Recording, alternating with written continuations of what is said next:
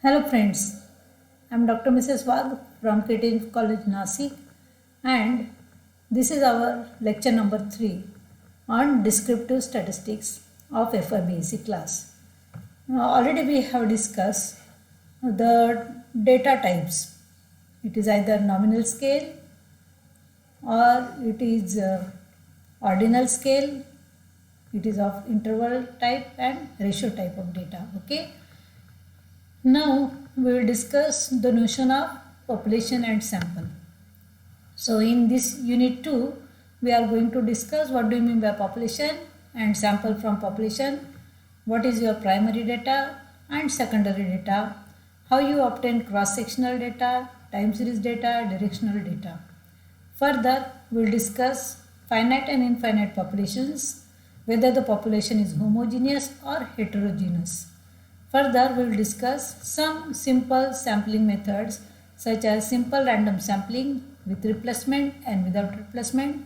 Then we will discuss stratified sampling, systematic sampling and cluster sampling. So, friends, the first type of data which we are going to collect is called as primary data. So, this particular data is the data which is collected by the investigator for the first time. So he has certain purpose in his mind, and that according to the purpose, specific reason, he is going to collect the data is called as primary data. This is first hand resource, and this type of data is obtained by surveys, interviews or experiments. Primary data is also generated by research projects which is in our mind, for which we are collecting the data, or from primary resources we collect the data. For example, when I have certain problem in my mind and if I want to investigate for that particular problem, if I collect the data from the students for my research project, that type of data is called as primary data. All of us know that census is counting of people after every 10 years. So in 2011 we have a census survey, and in next year in 2021 there is again census survey. So that type of data is called as primary data. Now secondary type of data means this particular data is collected by someone else for his purpose, and I am using the same data for my own purpose, and that type of data is called as secondary data. So it is the data gathered from studies, surveys or experiments that have been run by other people or for other research. So generally we get secondary data from published papers, and one can use the data which is collected by another agency and we are using for our purpose. That type of data is called as secondary data. For example, census data being used to analyze the impact of education on career choice and earning. So when I have such type of, if you want to see the relationship between career choice and earning, and when you are using census data for this purpose, it is called as secondary data. So what are the uses of primary data? Primary data is collected by the investigator for the problem under study.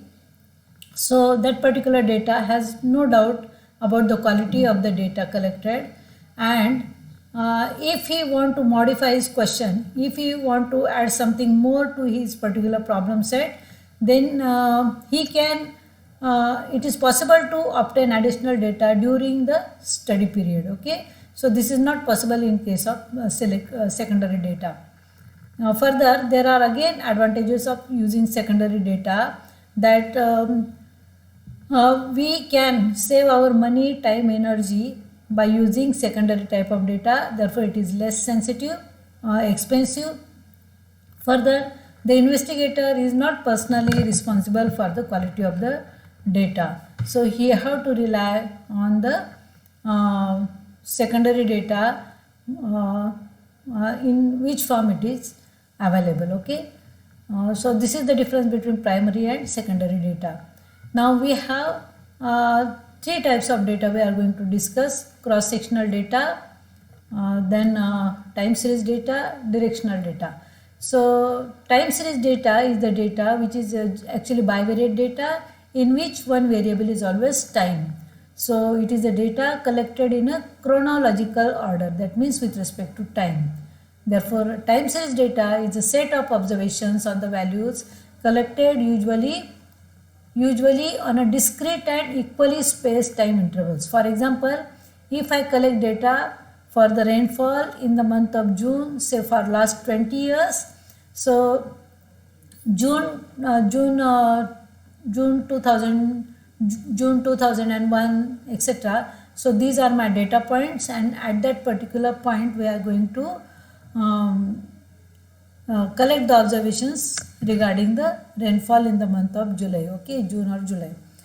So such type of data is called as time series data. Further, cross-sectional data is the data which is collected at certain point of time. For example, data on one or more variables on different individuals or groups is collected at the same point of in a time is called as cross-sectional data.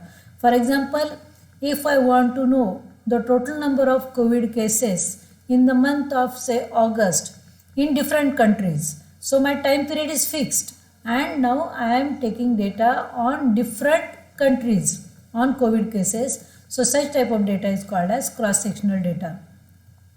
Directional data is the data which arise naturally in many specific and scientific fields, where observations are recorded as direction or angles related to system with a fixed orientation.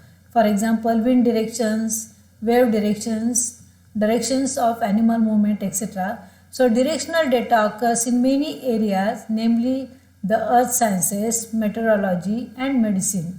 Directional data is an interval type of data, and the position of the 0 degree is arbitrary there.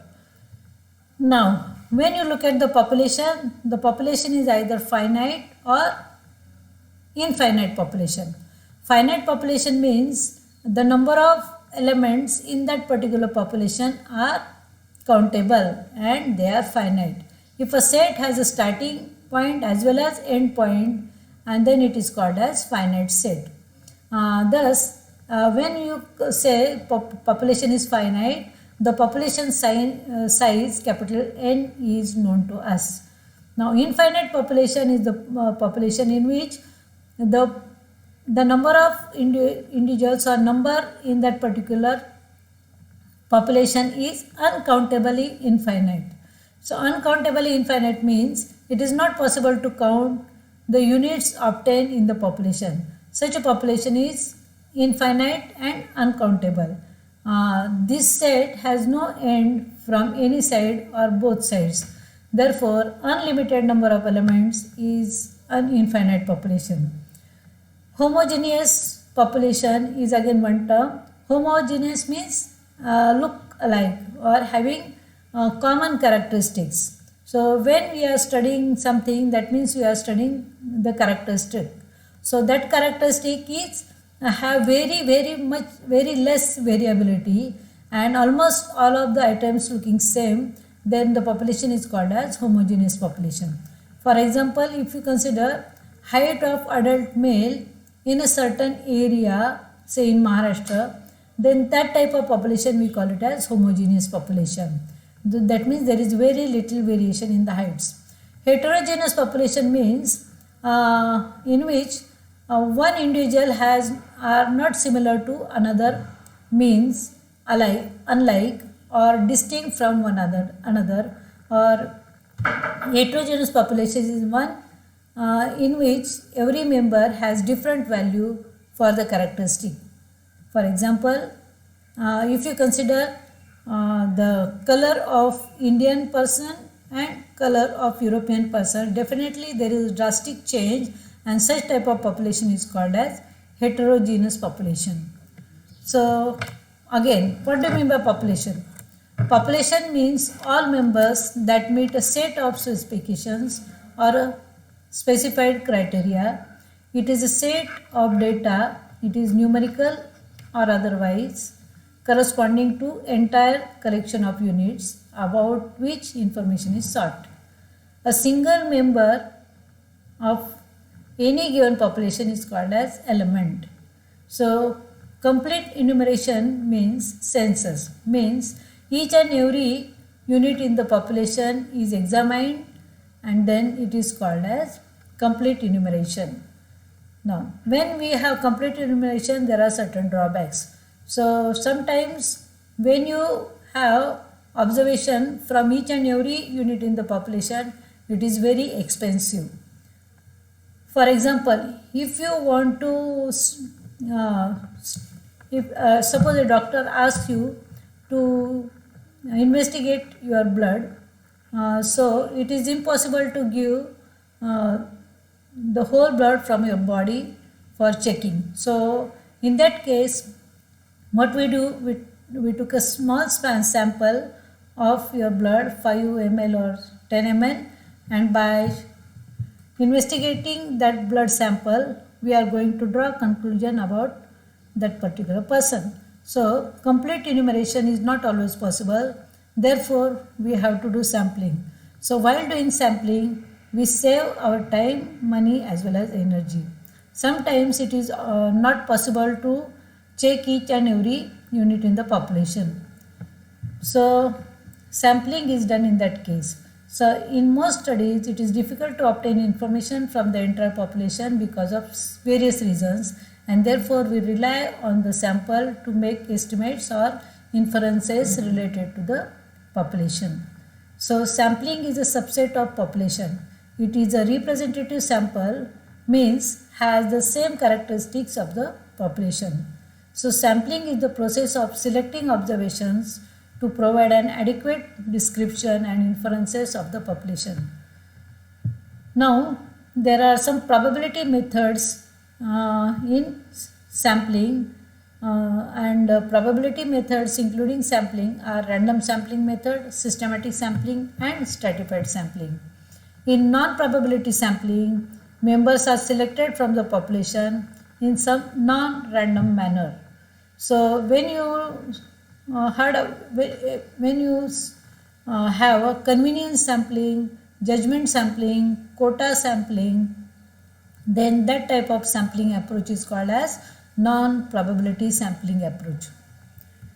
Now, so this is just definition of population and sample from population. Now, we will discuss simple random sampling. So, simple random sampling is applicable when your population is homogeneous and when it is readily available. So, in simple random sampling, each unit in the population has equal chance to be selected in the sample. So, all subsets of the frame are given an equal probability, and each element of the frame has equal probability of selection, which is 1 upon capital N, where N is population size. So it provides for greatest number of possible samples. Suppose if you have capital N number of items in the population, and if you are going to select small n number of units in the sample, then there are how many possible samples? Capital N C small n, NCN, which is n factorial upon small n factorial into capital N minus small n factorial. So these many samples you can have from a population. So this is done by assigning a number to each unit in the sampling frame. So one can use a lottery system method or one can use random number tables to draw a sample from the population. One can also use random number generated by the computer. So what are the disadvantages of this method? When the sampling frame is very large, this method is not practicable, and minority subgroups of interest in the population may not be presented in the sample in sufficient number for study.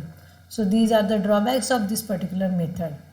Now there are two methods which are related to simple random sampling. The first one is called as simple random sampling without replacement, WOR, SRSWOR. That means one selected unit